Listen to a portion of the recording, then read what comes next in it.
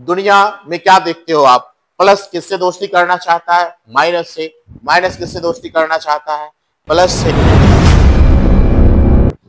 जो कुछ खास करते हैं उन्हीं का नाम होता है बच्चे, जो कुछ खास करते हैं उन्हीं का नाम होता है, जिन्हें लालच हो परिणाम की वही बदनाम होता है।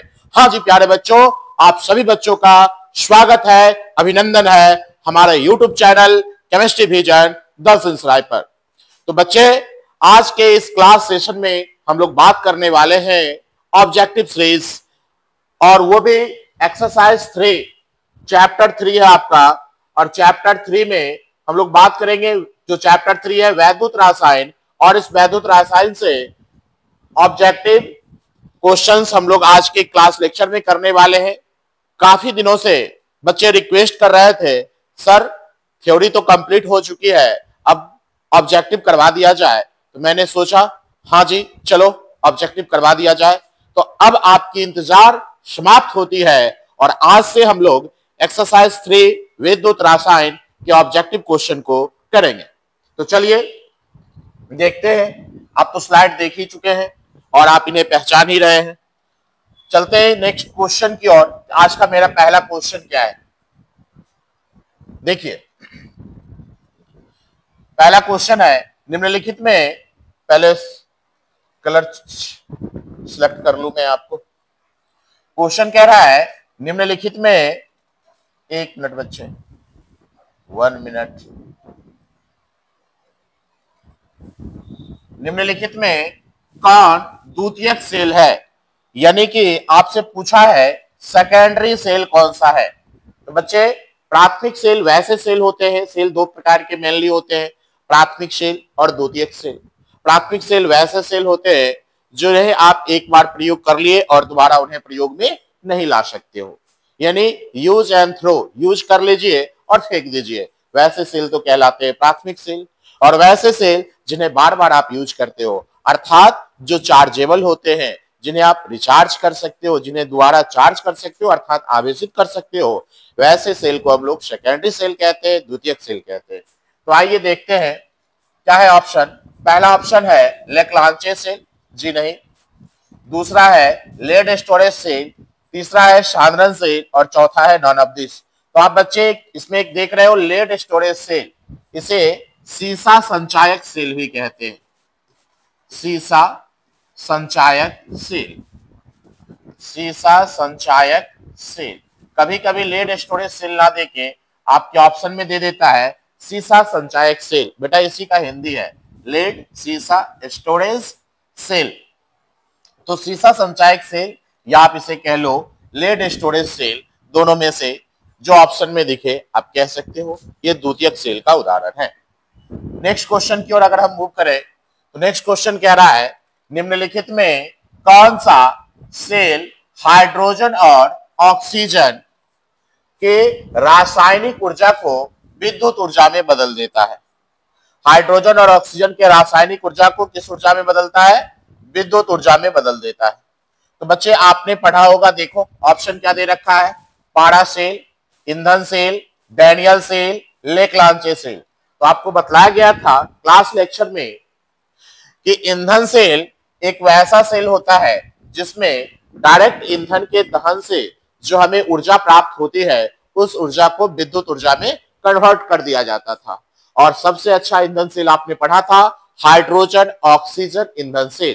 तो इसमें ऑप्शन दे रखा है ना कि सेल, क्वेश्चन था निम्नलिखित में कौन सा सेल हाइड्रोजन और ऑक्सीजन के रासायनिक ऊर्जा को डायरेक्ट विद्युत ऊर्जा में कन्वर्ट कर देता है, वो कौन सा सेल होने वाला है बच्चे? आपका आंसर डैनियल सेल, सॉरी ईंधन सेल।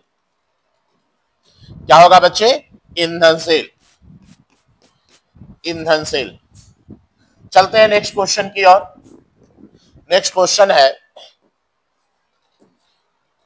हाइड्रोजन ऑक्सीजन सेल निम्न में से किस प्रकार का सेल है? देखिए इसी प्रश्न को पूछने का दूसरा तरीका है, अभी अभी जो आपने प्रश्न देखा था इसी प्रश्न को पूछने का दूसरा तरीका है। कभी कभी एग्जामिनर क्या करता है, प्रश्न के लैंग्वेज को चेंज करके, क्योंकि अब देखिए जब से कोरोना काल आया है प्रश्नों की संख्या 2 गुना हो चुका है। अब 2 गुने प्रश्न पूछे जाते हैं, चैप्टर तो वही फिक्स है, तो प्रश्नों की संख्या 2 गुना हो गया है। एग्जामिनर क्या करता है, अलग अलग शब्द का इस्तेमाल करके क्वेश्चन को घुमा घुमा के एक क्वेश्चन को ही 2-4 तरीके से पूछ लेता है। तो बच्चे आप क्वेश्चन को ध्यान से पढ़ेंगे तो आपको सॉल्यूशन मिलेगा उसका।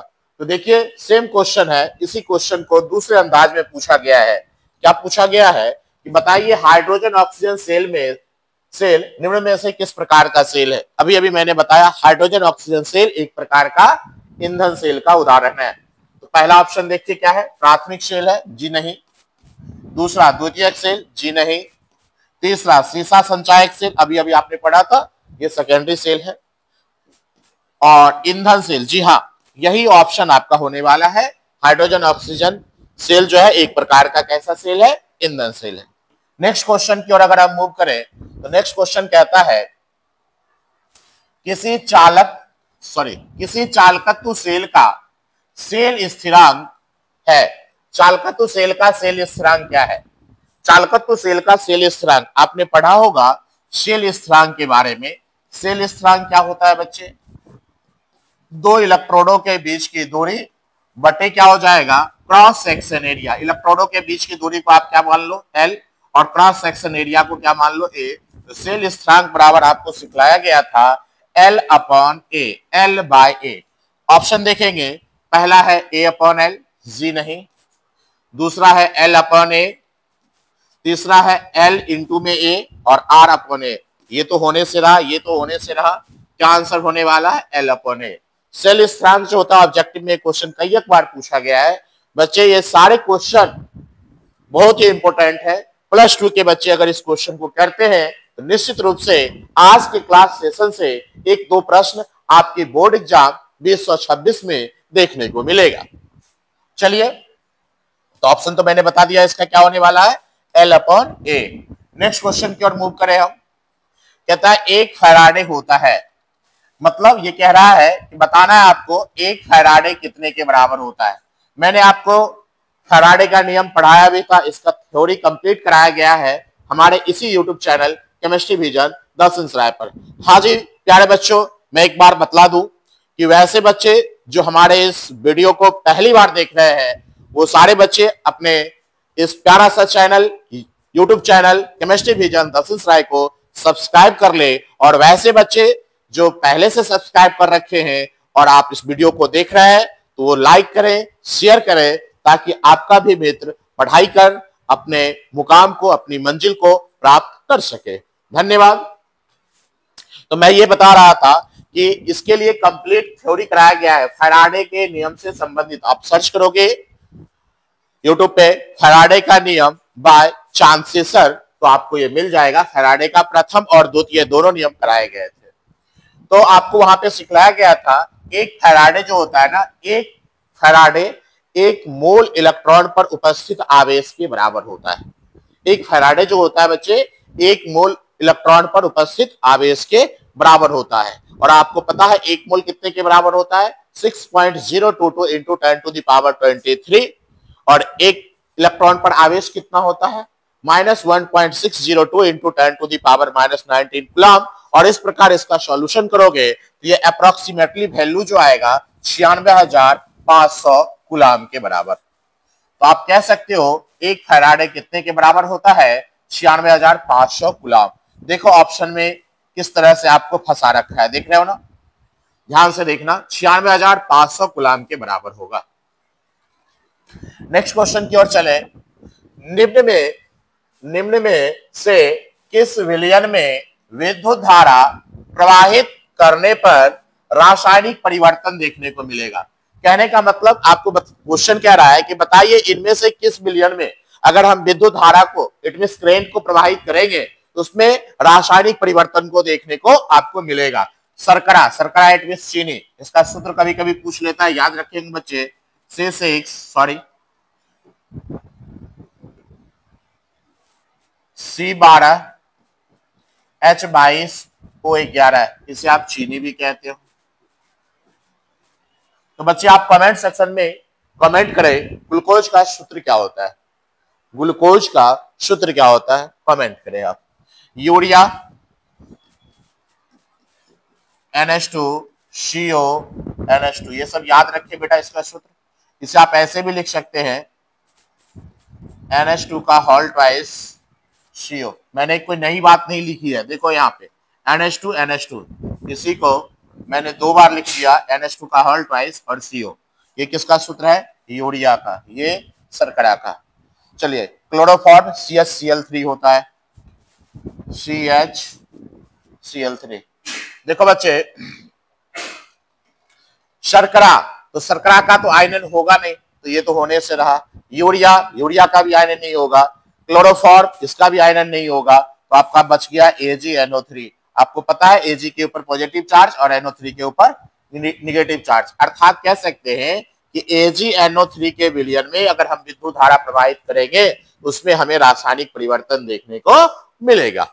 चलिए नेक्स्ट क्वेश्चन की ओर चलते हैं। नेक्स्ट कह रहा है फैराडे का प्रथम नियम है। लो जी बच्चे, ललन टॉप क्वेश्चन। आपको बताया गया था फैराडे के 2 नियम। पहला नियम क्या था जिसमें बताया गया था M समानुपाती Q। इलेक्ट्रोड पर मुक्त होने वाले पदार्थ की जो मात्रा होती है ना, वो आवेश के समानुपाती होता है, और इसी से निकाला गया था M। समानुपाती का चिन्ह हटाए थे, कांस्टेंट लिए थे Z, C और T। आप देख लीजिएगा क्लास लेक्चर, फैराडे के नियम प्रथम और द्वितीय दोनों नियम कराए गए हैं। M is equal to ZCT। M क्या है बच्चे? इलेक्ट्रोड पर मुक्त होने वाले पदार्थ की मात्रा है। Z क्या है? विद्युत रासायनिक तुल्यांक है। C क्या है? धारा है। और T क्या है? टाइमिंग है। तो आप देख लीजिए इसमें से कौन सा है फैराडे का प्रथम नियम। M is equal to ZCT, M is equal to ZT, M1 upon M2 is equal to E1 upon E2 is equal to Z1 upon Z2। देख लो बच्चे, ये जो है ना, ये फैराडे का सेकेंड लॉ है। ये फैराडे का कौन सा नियम है बच्चे? सेकेंड लॉ है, सेकेंड नियम है, द्वितीय नियम है ये फैराडे का। ये फैराडे का द्वितीय नियम है। अब तो यहाँ पे मैंने दिया है क्वेश्चन प्रथम नियम, हो सकता है आपसे एग्जाम में पूछ ले, फैराडे यही क्वेश्चन दे दे और बोल दे फैराडे का द्वितीय नियम है। तो याद रखेंगे फैराडे का द्वितीय नियम क्या है? M1 upon M2 is equal to E1 upon E2 is equal to Z1 upon Z2। M क्या है बच्चे? इलेक्ट्रोड पर मुक्त होने वाले पदार्थ की मात्रा। Z क्या है? विद्युत रासायनिक तुल्यांक है। और E क्या है? इक्विवेलेंट वेट, तुल्यांक की भार है। ठीक है, ये फैराडे का द्वितीय नियम है और ये फैराडे का फर्स्ट नियम है। M is equal to ZCT। ये फैराडे का प्रथम नियम है, फर्स्ट लॉ है, प्रथम नियम। तो आप प्रश्न के अकॉर्डिंग सिलेक्ट कर लीजिए आंसर। प्रश्न में क्या कहा गया है? फैराडे का प्रथम नियम है, तो ऑप्शन के अकॉर्डिंग यहाँ पे प्रथम नियम होगा, तो आपका ए हो जाएगा। अगर द्वितीय नियम का था तो ऑप्शन सी हो जाता। नेक्स्ट क्वेश्चन की ओर मूव करते हैं। नेक्स्ट क्वेश्चन कह रहा है फैराडे के, क्या कह रहा है देखो बच्चे, फैराडे के विद्युत विच्छेदन का नियम संबंधित है। किससे संबंधित आपको ये बताना है। फैराडे का विद्युत विच्छेदन नियम किससे संबंधित है? चलिए प्रीवियस स्लाइड पर चलते हम लोग। बच्चे मैंने आपको बतलाया फैराडे का ये प्रथम नियम है और ये द्वितीय नियम है। यहाँ पे आप देख रहे हो तुल्यांक की भार, यहाँ पे देख रहे हो विद्युत रासायनिक तुल्यांक, यहाँ देखो आप। वैसे यहाँ पे कहा नहीं गया है कौन सा नियम प्रथम या द्वितीय, तो आप दोनों पे देख सकते हो। धनायन के परमाणु संख्या से जीना परमाणु, ये फैराडे के नियम में ऐसी कोई बात ही नहीं कही गई थी। धनायन की गति से जी नहीं, ये भी नहीं, ये भी नहीं। ऋणायन की चाल से नहीं बच्चे। वैद्युत अपघट्ट का तुल्यांक की भार से, देखिए स्पष्ट आपको दिख रहा होगा तुल्यांक की भार, यानी कि वैद्युत अपघट्ट के तुल्यांक की भार से संबंधित है।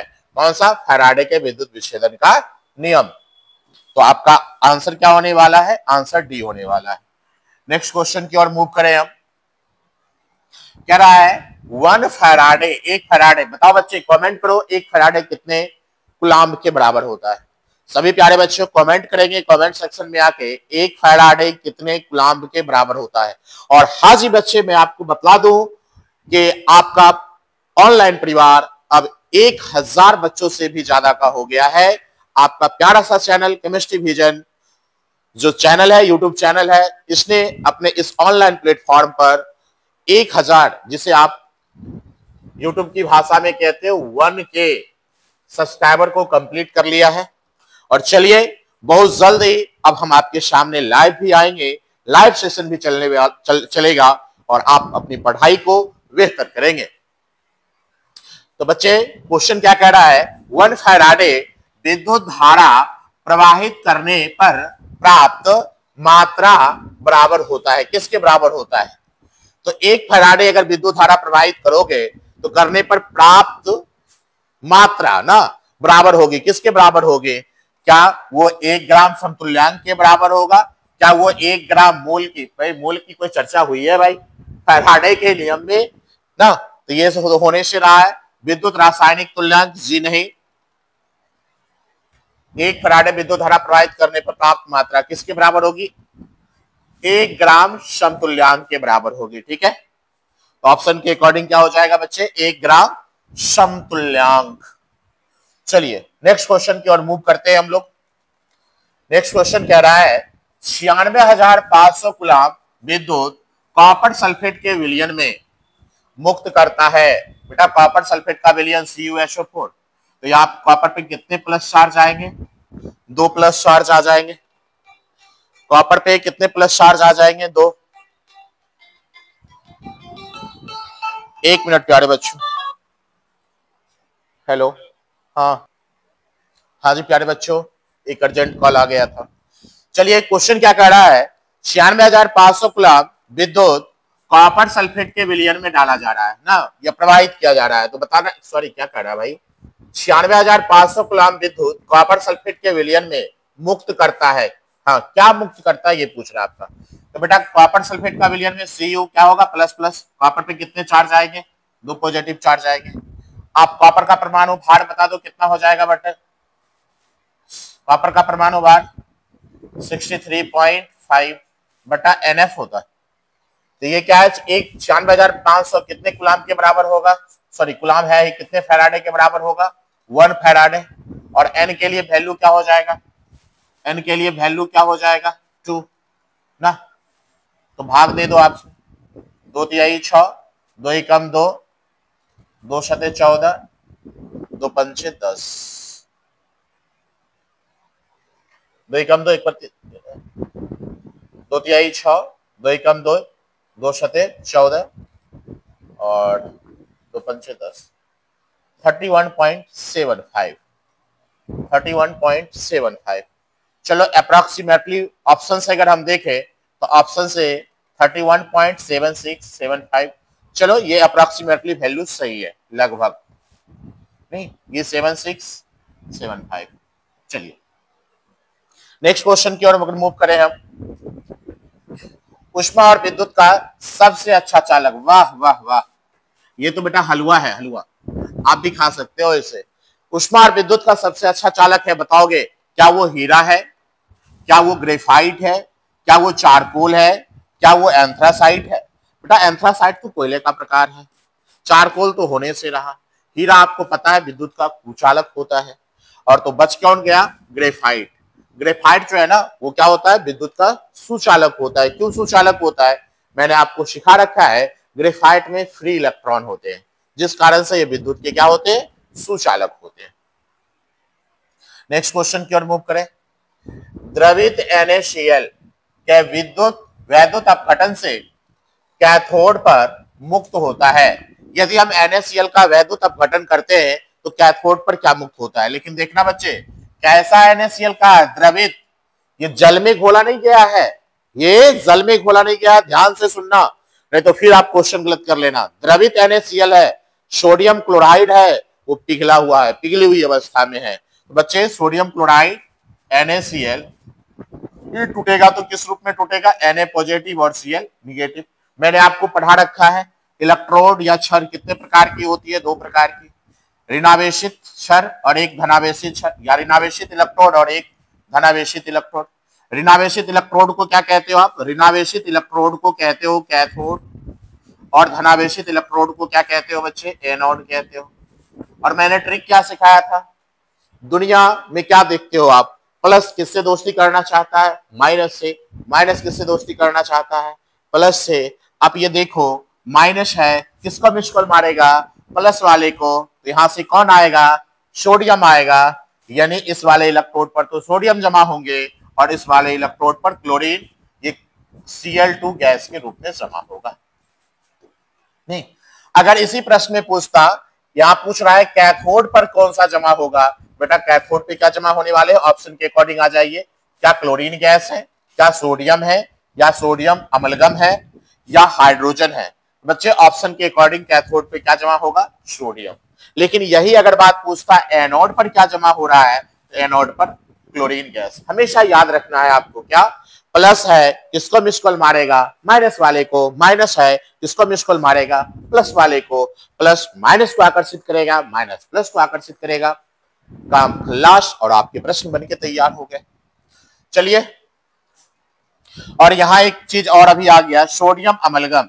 कभी कभी ऑब्जेक्टिव में पूछ देता है बेटा सोडियम अमलगम, सोडियम Na और अमलगम Hg, यानी पारा में अगर कोई धातु मिला हुआ है उसको हम लोग अमलगम कहेंगे। अगर सोडियम, सोडियम धातु है, इसको आप पारा में मिला रखे हो तो ये सोडियम अमलगम हो गया। उसी प्रकार से अगर जिंक है, जिंक है, जिंक को ही आपने पारा में मिला दिया तो जिंक और पारा ये दोनों मिलके क्या बनाएगा, जिंक अमलगम। ऑब्जेक्टिव में क्वेश्चन पूछे जाते हैं, ध्यान रखेंगे इस चीज को। नेक्स्ट क्वेश्चन की ओर चले तो विशिष्ट चालकता की इकाई है, विशिष्ट चालकता की इकाई है। बच्चे क्या है विशिष्ट चालकता इकाई, प्रति ओम प्रति मीटर। आपने पढ़ा होगा प्रति ओम प्रति मीटर। नेक्स्ट क्वेश्चन की ओर मूव करें यदि हम, KNO3 का संतृप्त विलयन, पोटेशियम नाइट्रेट का संतृप्त विलयन लवण सेतु बनाने के लिए उपयोग किया जाता है। क्योंकि क्वेश्चन पूछ रहा है, पहले जान लो लवण सेतु क्या होता है। आपको मैंने क्लास लेक्चर में सिखाया था, लवण सेतु एक उल्टी यू आकार की नली होती थी। ये क्वेश्चन पूछे जाते हैं, ये सब्जेक्टिव में पूछे जाते हैं। मैं एक काम करता हूं, आपको ये होमवर्क दे देता हूं, ये कंप्लीट करके आओगे। लवण सेतु क्या है, एक क्वेश्चन है आपके लिए, लवण सेतु क्या है और इसके उपयोग।